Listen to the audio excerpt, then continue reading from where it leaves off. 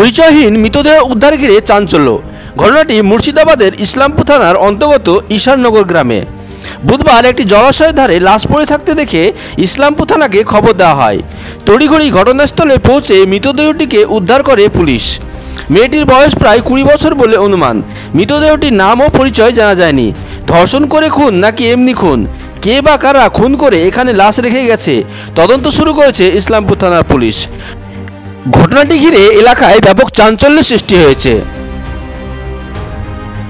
এই যে ঈশাননগর গ্রাম টেকারাইপুর অঞ্চল, এখানে মাঠের ভিতরে আপনার একটা লাশ পড়েছিল নদীর ধারে।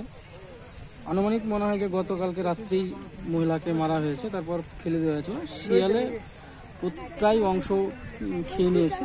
আপনার মুখের ফেসটা মোটামুটি ঠিক ছিল। তো সঙ্গে সঙ্গে পুলিশকে খবর দেওয়া হয়।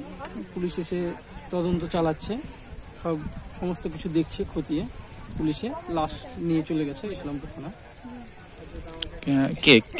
কিভাবে মারলো এরকম জানা গেছে? কেন মারলো এটা বলতে পারবো না। আর এখানকার দেখা যাক কিভাবে আপনার কোথাকার মহিলা না, এটা তো কেউ এখনো চিনতে পারছে না মনে হচ্ছে। বাইরেকার নাই, গ্রামের না কি কোথাকার, সেটা দেখছি পুলিশ তদন্ত সাপেক্ষে। আপনার নাম? আমার নাম জামিউল ইসলাম। এলাকাবাসী? হ্যাঁ, এলাকাবাসী। হঠাৎ আমি ছিলাম, একটা হঠাৎ খবর এলো যে এখানে একটা মার্ডার হয়ে গেছে। তো আমি এসে দেখি যে মাথাটা পানিতে আছে আর উপরে ধরা আছে, কিচ্ছু নেই। শিয়ালে পুরো খাই লেগেছে। মেয়েটার মাথাটা ঠিক আছে, একটা পা ঠিক আছে, কিন্তু মেয়েটা এখানকার না, অচেনা জায়গাকার, চেনা গেল না এখনো। ঘটেছে আপনার হাড়িভাঙা ঈশাননগর, এটা আচ্ছা ইসলামপুর।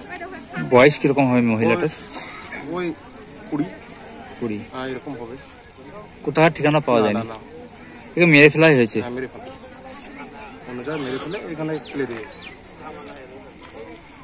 ইসলামপুর থানায় ইসলামপুর অফিসার নিয়ে চলে গেল। আপনার নাম? জাকির হোসেন।